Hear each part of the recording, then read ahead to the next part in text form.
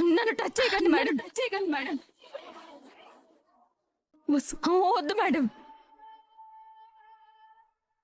మీరు ఇంకేం చెప్పకండి. నేను వినదలుచుకోలేదు. నేను ముందు నుంచి చెప్తూనే ఉన్నాను కదా మేడం, జరుగుతున్నవన్నీ రిషి సార్కి చెప్దామని.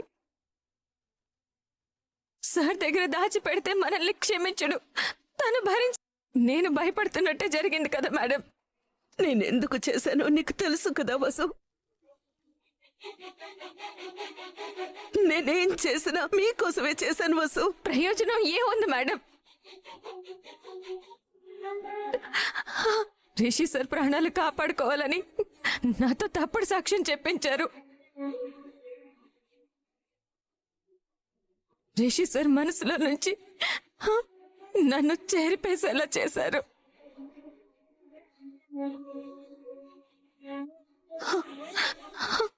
మీరే మా ప్రేమకు కారణం.